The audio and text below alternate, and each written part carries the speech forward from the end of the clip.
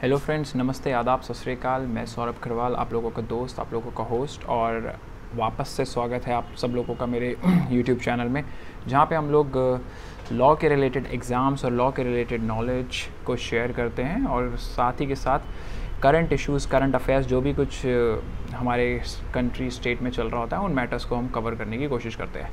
तो इसी कड़ी में आज हमारा जो मेन वीडियो का फोकस रहेगा वो रहेगा हमारे क्लैट के एग्ज़ाम पे, जो कि 28 सितंबर को होने वाला है। और उम्मीद करता हूँ कि जितने भी बच्चे क्लैट का एग्ज़ाम दे रहे हैं उनके पास बीच में काफ़ी टाइम मिल गया था लॉकडाउन की वजह से, उन लोगों ने अच्छे से प्रिपेयर कर लिया होगा।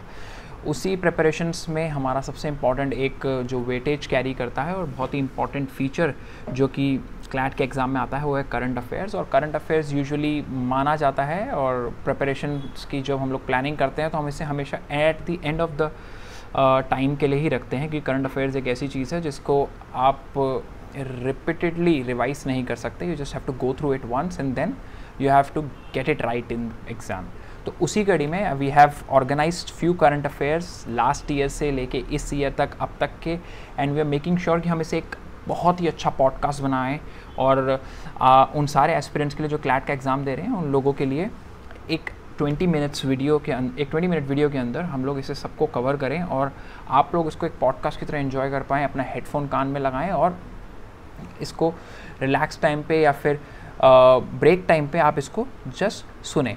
और उसी में हम लोगों ने जितने भी करंट अफेयर्स कवर करें हैं वो सारे के सारे हम शुरू करेंगे, और आशा करता हूँ आप लोगों को ये सारे करंट अफेयर्स अच्छी तरह समझ आएँ और आप लोग इसको एग्ज़ाम से पहले रिवाइज भी कर पाएँ। एक चीज़ का मैं मेक श्योर करना चाहता हूँ कि I will also mention the topic, and with that topic will mention the current affairs, but I will recommend कि आप लोग जब मैं कोई टॉपिक को शेयर करूँ, सपोजली जैसे कि if I am talking about Ram मंदिर, तो आई वांट कि आप उस पर हल्का सा होमवर्क कर लें। दो I will give you all important points, but still that's literally advisable कि आप उस पर थोड़ा सा और होमवर्क कर लें, क्योंकि अगर क्वेश्चन हल्का सा ऊपर नीचे हो तो you can like easily manage to get those marks which you deserve. So let's start with it. सबसे पहले हम लोग नोबेल प्राइज़ से स्टार्ट करते हैं। तो आप लोगों को पता होगा इस बार DU BHU में भी नोबेल प्राइज़ के ऊपर क्वेश्चंस आए थे।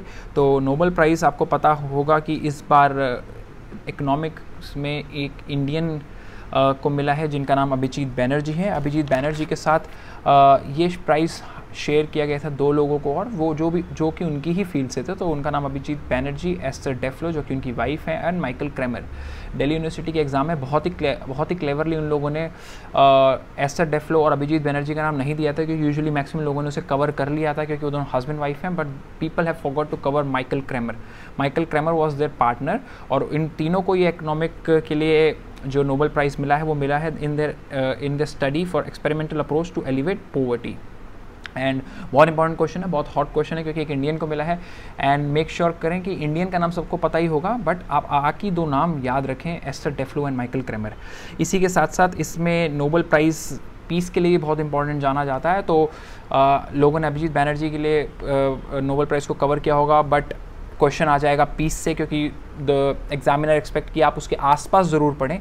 तो नोबेल प्राइज़ फॉर पीस मिला है एबी अहमद अली, जो कि PM ऑफ इथोपिया हैं।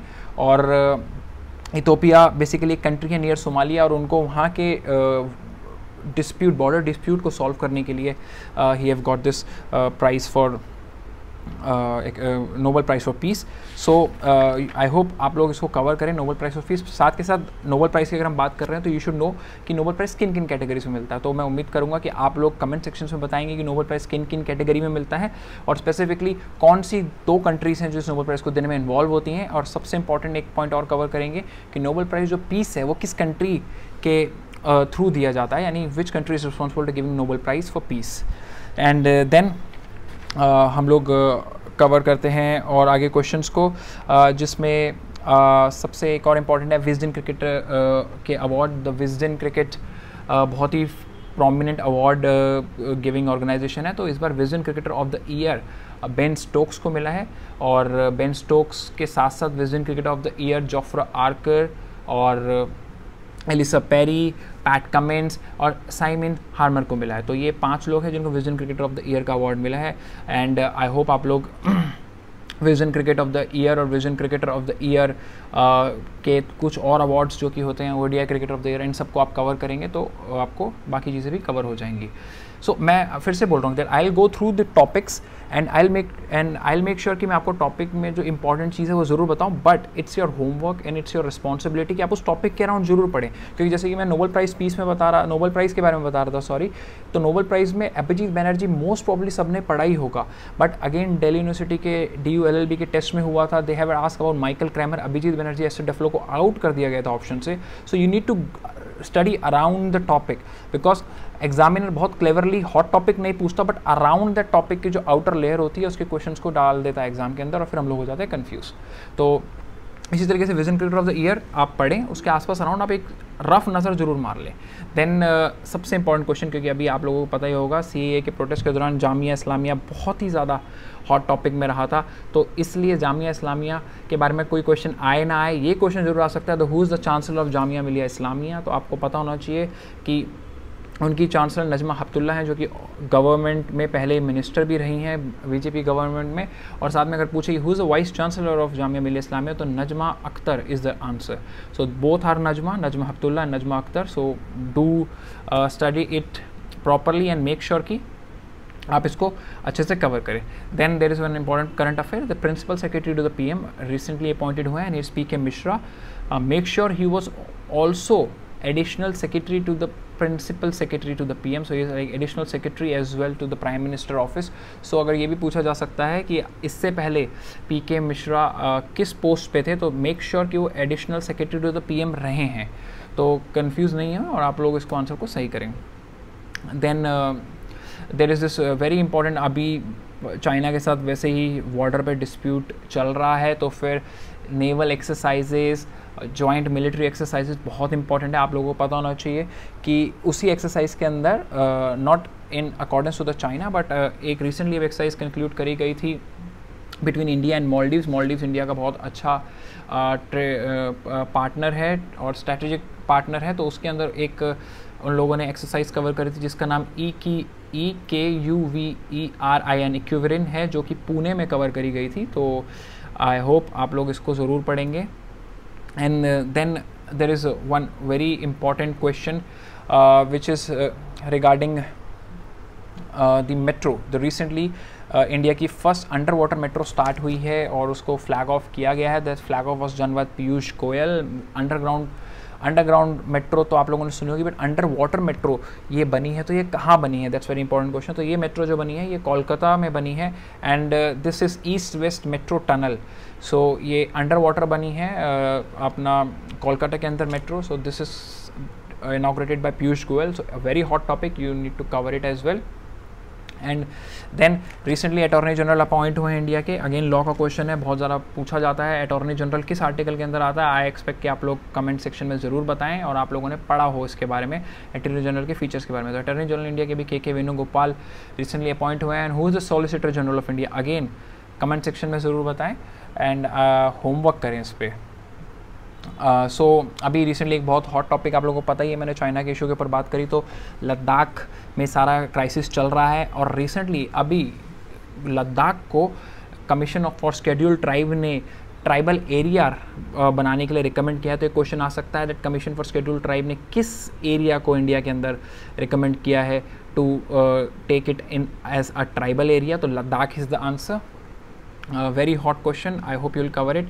एंड अभी recently top tourist states in India की रेटिंग्स आई हैं, तो top tourist states in India foreign में अगर हम बात करें तो महाराष्ट्र, एंड अगर हम डोमेस्टिक में बात करें तो इट्स तमिलनाडु। अगेन आ सकता है बट इट्स वेरी इंपॉर्टेंट कि आप कवर करें। And then there is India's trading partner. So India का सबसे बड़ा ट्रेडिंग पार्टनर इस समय कौन है? बहुत सारे लोग इसमें गलती करते हैं, दे थिंक चाइना। जी नहीं, China is not India's biggest trading partner. China के साथ हमारा ट्रेड डेफिसिट बहुत ज़्यादा है, इसलिए वो हाईलाइट रहता है, बट इंडिया का सबसे बड़ा ट्रेडिंग पार्टनर USA है, जिसमें ट्रेड करता है India, then it's China and then it's UAE। सो हमारा UAE और USA के साथ हमेशा ट्रेड सरप्लस में रहता है एंड ट्रेड डेफिसिट में इट्स चाइना। तो China is the answer in trade deficit.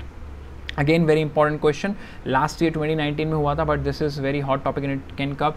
तो it's about UNESCO world heritage sites in India. UNESCO की 3 कैटेगरीज में वर्ल्ड हेरिटेज साइट्स होती हैं और आप लोगों को पता होना चाहिए, cultural, natural and then there is mix site. Mix site recent last year बहुत सारे क्वेश्चन पेपर्स में पूछा गया था कि अभी रिसेंटली इंडिया में मिक्स साइट किसे लॉन्च किया गया। मिक्स साइट होती है जिसमें नेचुरल और अपना कल्चरल साइट दोनों प्रोसेस में वो आ जाए।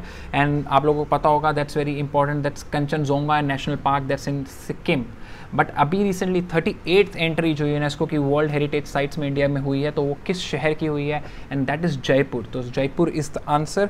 आप इसके बारे में ज़रूर पढ़ना, how many sites are there in India, 38 वैसे I have already told you. UNESCO का ऑफिस कहाँ पर है, बहुत इंपॉर्टेंट क्वेश्चन है, ये पूछ लिया जाता है जनरल नॉलेज के अंदर, क्योंकि इसका जो ऑफिस है बहुत ही न्यू जगह पर है, मतलब न्यू जगह इन द सेंस मतलब जो कि यूनाइटेड नेशंस के बहुत सारे ऑर्गन्स और बहुत सारी ऑफिसेस जिन जगहों में होते हैं, ये उस जगह पे ना जाके किसी और जगह पे आप लोग इसे सर्च करें एंड कमेंट सेक्शन पे ज़रूर बताएं।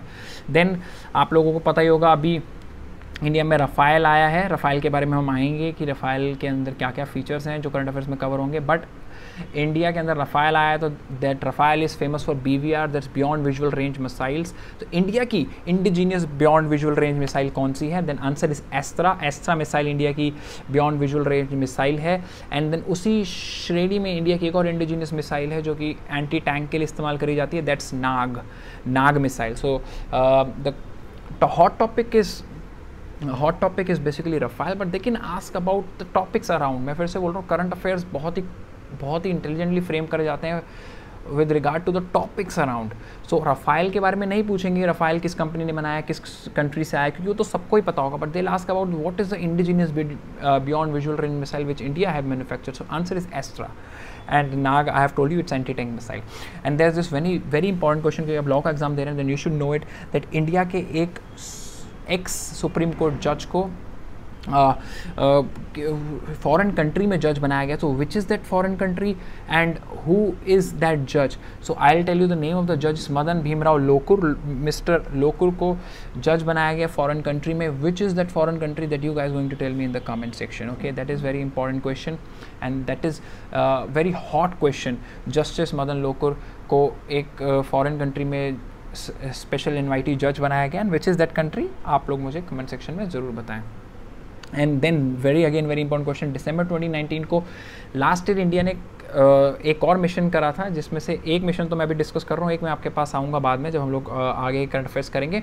तो दिसंबर 29 में इंडिया ने सैटेलाइट लॉन्च करी थी, जिसमें उन्होंने कुछ फॉरेन सैटेलाइट्स को लॉन्च करा था धवन स्पेस सेंटर से। तो वो कौन सी सैटेलाइट्स जो इंडिया ने लॉन्च करी थी, उस सैटेलाइट का नाम आपको याद करना है, that's RISAT 2BR1। So RISAT is for radial imaging satellite. तो ये बेसिकली सैटेलाइट है जिसका काम फॉरेस्ट, एग्रीकल्चर और रेडियल इमेजिंग के लिए थ्रू है। बट इसमें से बहुत इंपॉर्टेंट क्वेश्चन है जो कि आप लोगों को पता होना चाहिए कि इसके साथ इंडिया ने कितनी फॉरेन सैटेलाइट्स को लॉन्च किया था। तो answer is 9। India have launch 9 other foreign satellites with their RISAT 2BR1। सो धवन स्पेस सेंटर से लॉन्च हुई थी। Again a very important question, I hope you guys will cover it. Then there is this she box किस government ministry ने recently launch करा है, and answer is ministry of child and women development. This is a complaint box for sexual harassment at work places. Again very important question जो अब आने वाला है, that is क्योंकि ये क्वेश्चन रिसेंटली करंट अफेयर से बहुत ज़्यादा रिलेट करता है। And the question is the recently recognised national party of India. Yes, how many national parties are there in India? Again, आप लोगों के लिए होमवर्क है। And which is the national party which is recently recognized? That's National People's Party. It's party in Northeast. Why is it linked to the current affairs? The answer is because this is the same party which was in news because of that Manipur BJP Manipur government topple के through में। तो this is the National People's Party which is head by Conrad Sangma, and it is the recently announced National Party of India. How many national parties are in India? ये आप लोगों को मेरे को बताना है in your option. And आप ये भी कवर कर सकते हैं that what is the criteria to get that national party flag under your belt, and very important criteria. I hope अगर आप लोगों ने अच्छे से लॉ प्रिपेयर कर रहे हैं तो आप लोगों ने इस पार्ट को भी कवर्ड किया हो। देन हम और करंट अफेयर्स के बारे में बात करते हैं। तो अभी recently Australian open conclude, American open अभी कंक्लूड हुआ है, बट अमेरिकन ओपन क्योंकि जस्ट कंक्लूड हुआ है, सो आई डोंट एक्सपेक्ट कि वो सितंबर में ही हुआ है और उसका करंट अफेयर आएगा. But Australian open recent sporting event था जो कि जनवरी में बिफोर कोरोना कवर हुआ है. So who have won Australian Open men's, Novak जोकोविच, आप लोगों को पता होना चाहिए. एंड नोवाक जोकोविच एक ईजी नाम है जो कि आप लोग याद रख सकते हैं, but again the question can come around women's who have won the women's title for that, and that's Sophia Kenine. She's from USA.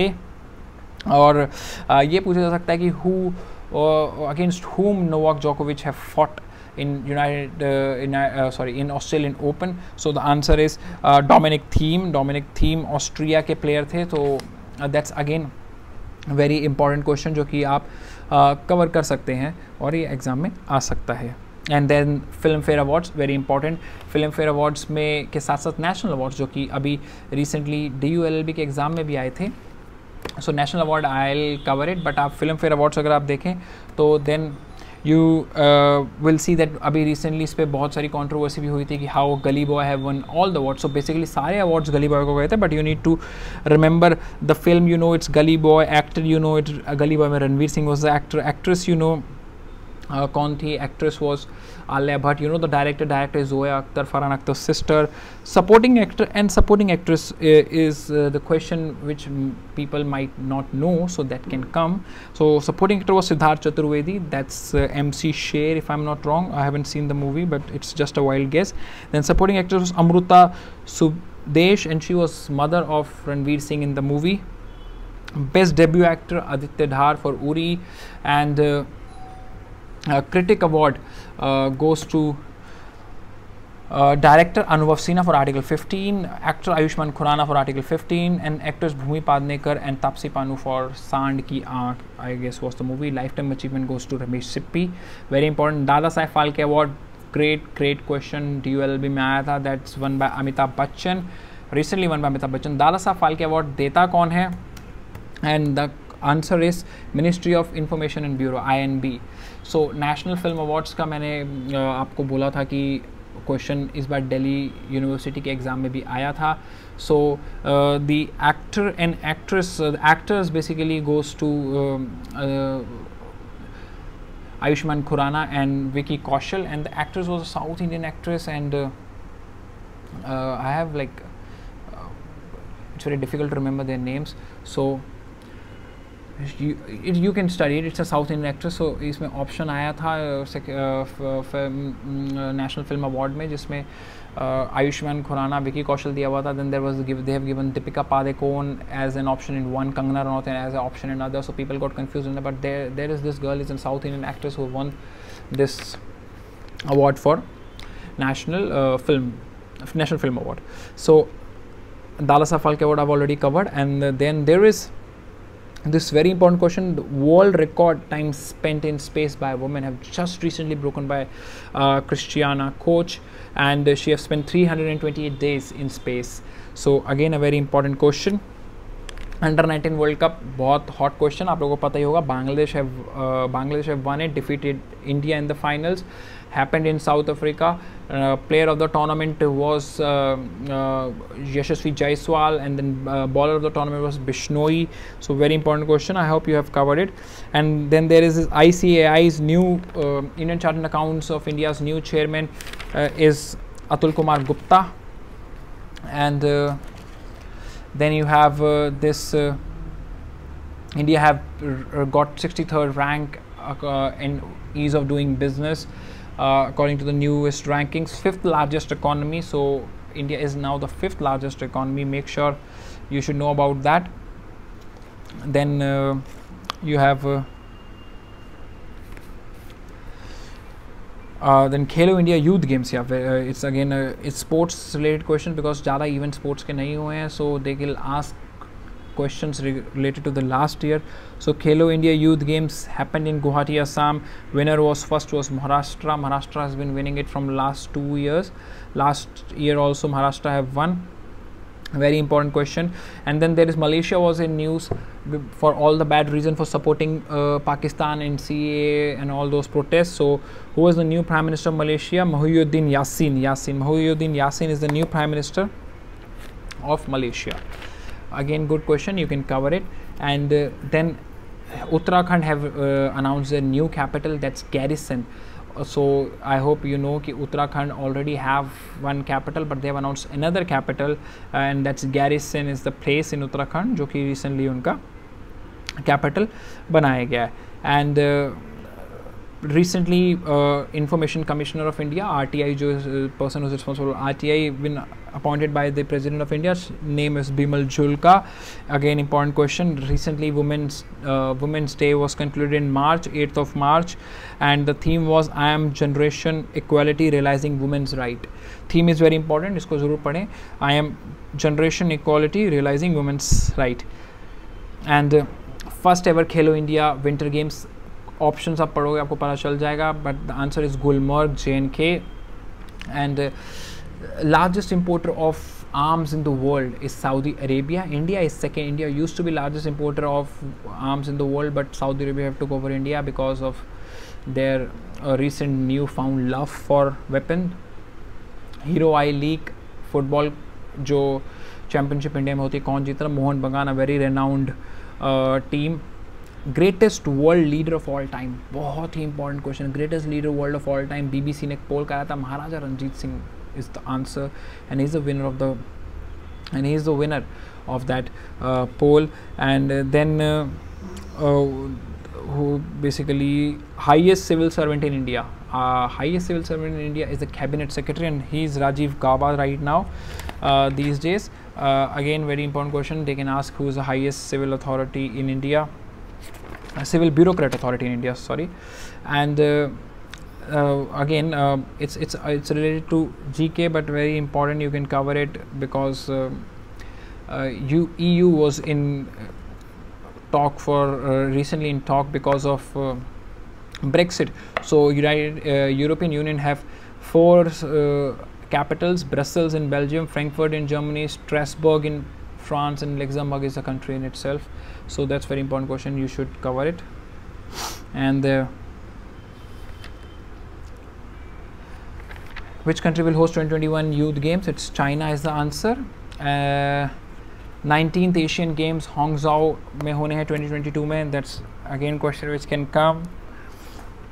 World Health Day, very important question. Health related questions will definitely come, so I will request all the students to cover health related all the important days, whether it's Doctor Day, whether it's Hand Hygiene Day, you should cover it. World Health Day celebrates on 7th of April, and theme was nurses and midwives for making healthy homes and something like that. Nurses and midwives is the main key you should cover.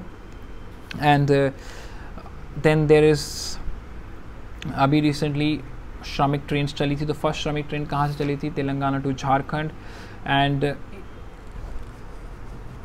अभी recently Nepal India border में जो dispute हो रहा है, that's again very important question that can easily come.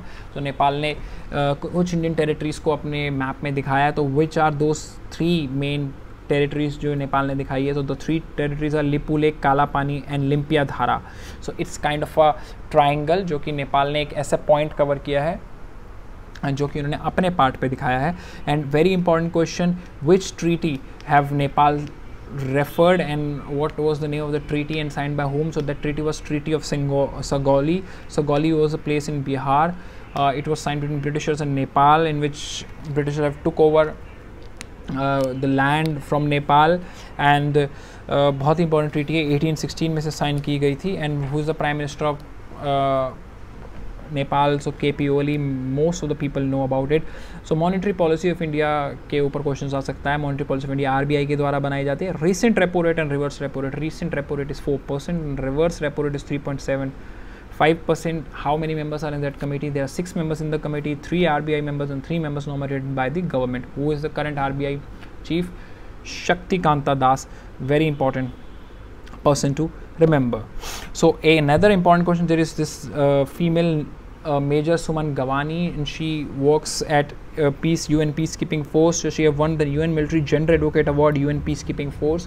That award is given to a female soldier every year for Gender Advocate Award, and very important. And there is another important award which have been given to the Alexander Darlimpal Award, जो कि hydrography के अंदर दिया जाता है। Hydrography क्या चीज़ है, आप लोग इसके बारे में ज़रूर पढ़ें, but it's given to vice admiral Vinay Badhwar. मैं आपको बता रहा हूँ हाइड्रोग्राफी बेसिकली क्या होता है, इट्स इमेजिंग प्रोसेस जो कि नेवी और शिप्स में यूज़ किया जाता है। सोनार के थ्रू आप नीचे बीम्स मारते हैं, देन यू प्रिपेयर इमेज की नीचे कौन सा स्ट्रक्चर है।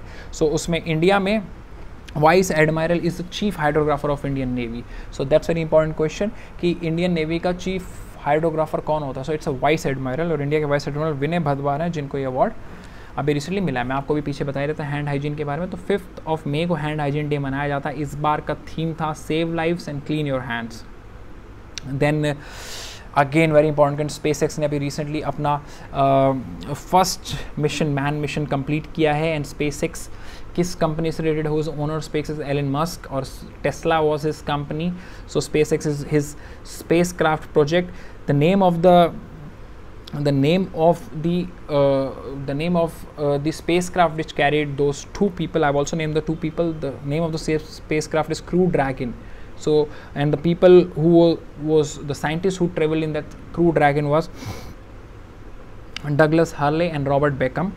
और जो उस रॉकेट है, रॉकेट का नाम है Falcon 9. So it's Falcon 9 Block 5 rocket है जो स्पेसएक्स ने लॉन्च किया है। ये 2011 में जब नासा का प्रोजेक्ट अपना सारे के सारे जो उनके स्पेस क्राफ्ट थे और मिशन के लिए रॉकेट्स जो वो यूज़ करते थे, वो उनका टेन्योर ख़त्म हो गया था। तब से नासा सोयूज़ रॉकेट यूज़ करते हुए रशिया के थ्रू अपने लॉन्चेस कर रहा था। But now this will lead to self-independency in space industry by NASA, and thanks to Elon Musk for it.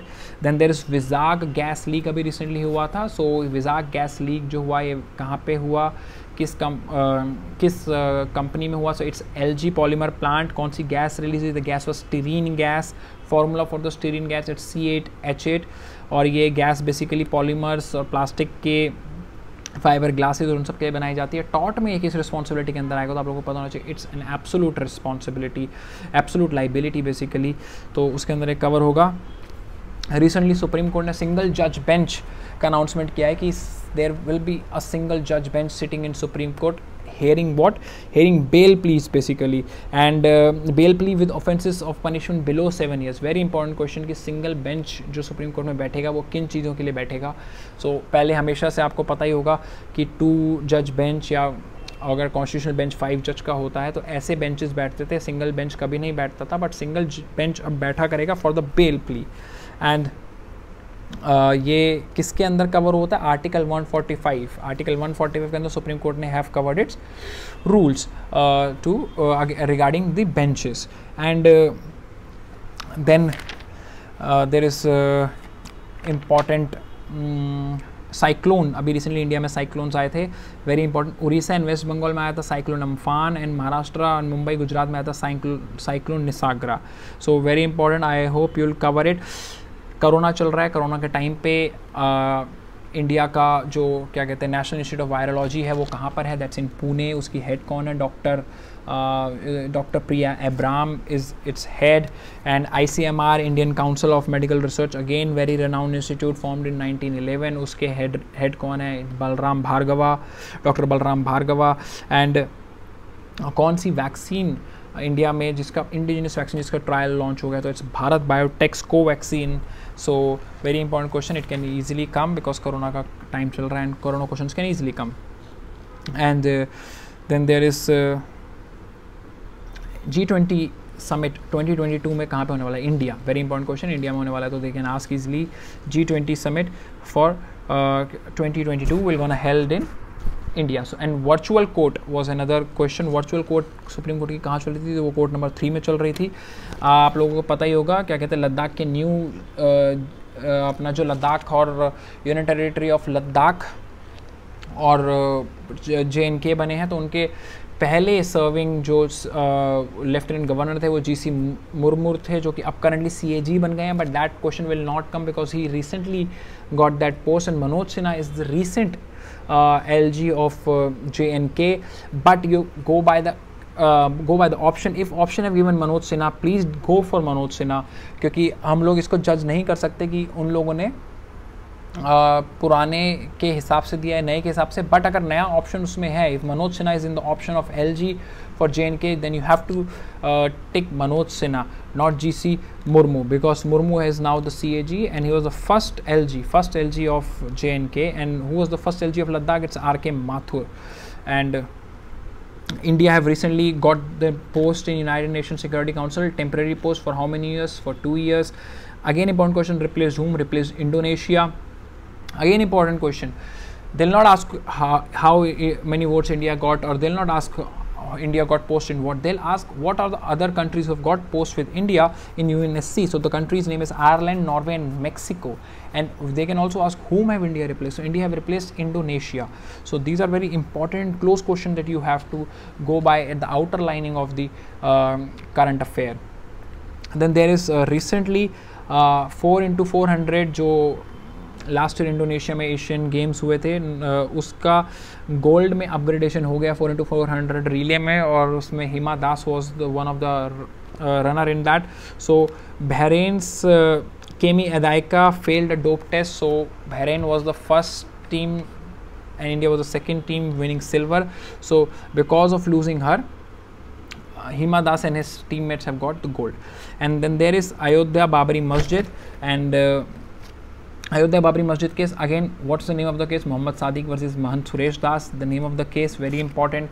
How much land was given to, what was the area of the disputed lands? For 2.77, given to whom? Given to it was given to Ram Lalla Virajman. So make sure you don't write Nirmoy Akhada or any other Hindu organization. It was given to Ram Lalla Virajman. Ram Lalla itself was given the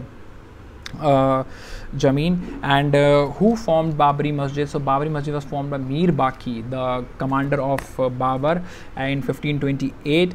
Another important question, who was the chairman of the trust? It's Mahant Nritya Gopal Das is the chairman of the trust. Current affairs, recently stone laying foundation हुई थी, प्रधानमंत्री मोदी वहाँ गए थे, and Mahant Nritya Gopal Das was there. Very important question, they will ask the name of the जजेस who sat in the judgment, and the name goes by Sri Rajan Gogoi was the Chief Justice. He was himself sitting in the judgment.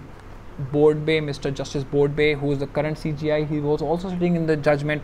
Then there is YV Chandrachud's son DY Chandrachud was also sitting in the judgment. Then there is Abdul Nazir, and then there is Ashok Bhushan. 5 judges were sitting in the judgment. So remember all 5 names: Rajan Gogoi, Arvind Bodbe, Abdul Nazir, DY Chandrachud and Ashok Bhushan. Then what article Supreme Court used while delivering the judgment? It was complete justice, article 142. Please do cover it. Make sure you know Justice Arvind Bodbe is 47th Chief Justice of India, and you don't mistake on that front. And then Ramayan was very famous during lockdown, so Ramayan question can easily come. So you should remember the name of the Ramayan caste and who was the director of the Ramayan Vidya. Ramanand Sagar was the writer and director of that, and who was playing Ram? Arun Govil was playing Ram, Sita was playing by Deepika Chikalia, and Lakshman was Sunil Lahiri, and Ravan was very renowned artist Arvind Trivedi. So go by the cast: Ram Arun Govil, Sita Deepika Chilakali, Lakshman Sunil Lahiri, and Ravan Arvind Trivedi. And very famous director and writer Raman Sagar. Most of your parents must be aware of it, and they must have told you, so you have gathered in those conversations about the name of the writer and director. And then there is Rafale. Rafale is here now. So we have Rafale jet, and the very important feature of Rafale jet is beyond visual range missile, and that the missile uploaded on Rafale is named as Meteor. Meteor is the name of the missile. So remember the name of the Meteor missile. Rafale jet के 2 stations बने हैं, जिसमें से अम्बाला में तो आप लोगों को पता ही होगा that Rafale have landed, but there is one more station in West Bengal, and they will ask about that one, not about Ambala, because Ambala was in Usar. It's Hasimar in West Bengal, which they can ask that what is the second base station for Rafale. And a very important question in that prospect, so you should cover it. And then there is PM Care Fund. So PM Care Fund was recently under siege because of the reply from the ministry that PM Care Fund is not under right to information. So right to information में कौन सा section होता है? It's 2H, जिसके अंदर आता है कि which is public authority which comes under it. And then there is one important question. अभी रिसेंटली सुप्रीम कोर्ट के chief justice of India comes under that 2H public authority clause. So who have fought that case and what's the name of that case? You should remember that. It is very important question and that will definitely come. And आप लोगों को बहुत ही important पता होगा voice over जो corona की अभी कॉलर ट्यून्स आ रही हैं जिस पे बहुत सारे मीम्स बने हैं, तो वो voice over basically Jasleen Bhalla ने किया था. जसलीन भल्ला एक रिनाउंड वॉइस ओवर आर्टिस्ट हैं और उनका वॉइस ओवर इसके लिए लिया गया था. इंडिया की सबसे लॉन्गेस्ट ट्रेन का नाम है शेषनाग. 4 ट्रेन्स के बराबर वो ट्रेन है. And that's a fleet train. It's not a passenger train. Then Hagia Sophia in Turkey have recently converted into mosque. It was a very renowned and historical place. Used to be a Roman Catholic church before, then turned into a mosque during some age, and then was turned into a museum. Then again, PM Erdogan have turned into a mosque. So very important question. You should cover it. And then there is Permanent Court of Arbitration, Permanent Court of Arbitration, International Court of Justice, International Court for Criminal. ये बहुत ही important questions हैं and ये आपको पता होना चाहिए सबकी लोकेशंस कहाँ पर है. So permanent court of arbitration is in Hague. Recently आप लोगों को पता होगा व्हेन यू वर किड्स और if you don't know there was one incident in which Italian marines have shot dead the fishermen of India, and in that case Permanent Court of Arbitration have said that Italians cannot be trial in India. And question ये आ सकता है permanent court of arbitration कहाँ पड़ती है? तो it's in Hague. Again a very important question. And then we are almost coming to the end of the current affairs. And so I hope आप तक अभी तक जितना भी मैंने आप लोगों को बताया you have covered most of it. In that process we are somewhat near the end, and that is Reef toxic sunscreen have recently banned by Palau. Palau is the same country जिसने जो the trusteeship council जो कि United Nation का था उसमें आखिरी country थी to go. And उसके बाद ट्रस्टीशिप काउंसिल जो कि मेन ऑर्गन है यूनाइटेड नेशन का, that is like sleeping organisation right now. So Palau is the country जिन्होंने सन स्क्रीन को बैन करा है because they find it toxic for reef and the other animals. And then there is a very important question जो मैं आपको last में बता रहा था, that we studied about RISAT, radial imaging satellite, which was launched by India. But there is very first satellite launched in 2020, and that was GSAT-30. That was not launched by India, but that was launched by European counterparts of India. So हम लोग foreign countries की satellites को launch करते हैं, तो हमारी satellite से कई बार जब किसी फॉरेन मिशन कोई हो रहा होता है तो हम लोग उसमें लॉन्च कराते हैं. तो GSAT-30 was launched in ARIAN Ariane 5 missile, and that is for European space agencies missile. और ये फ्रांस के जो बेस सेंटर है वहाँ पे होता है. It's French Guinea, south American island है वहाँ पे. ये साउथ अमेरिका में एक आइलैंड है फ्रेंच गिनी, तो वहाँ पे उन लोगों का स्पेस सेंटर है, वो वहाँ से इसको लॉन्च करते हैं. GSAT-30 is India's first of 2020 satellite which was launched. RISAT launched thereafter. And then there is another question. Yeah, then there is, you have very important Malabar naval exercise that's happening between India, Japan and America, and Australia have added this year. So Australia is their invitational partner, but generally it happens with India, Japan and America. And that question is very important because it's in context to the China matter, because Malabar exercise is very famous naval exercise and they can ask about it and you should know about it. And if there is anything else left, and yeah, very important, no vehicle day on 1st of every month is celebrated in the state of Rajasthan. And 76th anniversary of flag hosting by Netaji was celebrated in Andaman Nicobar Island. And there is if I forgot anything, let me check. No, so most probably this is it for the current affairs crash course. And I hope आप लोगों को topics पसंद आए हों. And again I want कि comment section को एक mode बनाया जाए जिसमें we gonna share other current affairs. If you know any and you think it's important, so do write it in comments so that बाकी students जो इस video को देख रहे हैं before giving them CLAT exam they'll go by it.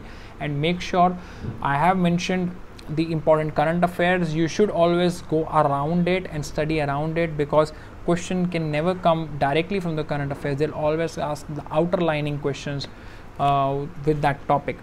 So with that, thank you for listening to me, and do share and subscribe my channel. We come up with such videos. Recently we are also planning for a sample test before 28th of September, and my team have worked on it and will come very soon with that sample test with all the answers and explanations. So thank you. With said, bye, take care, and have a very great exam on 28th. Thank you.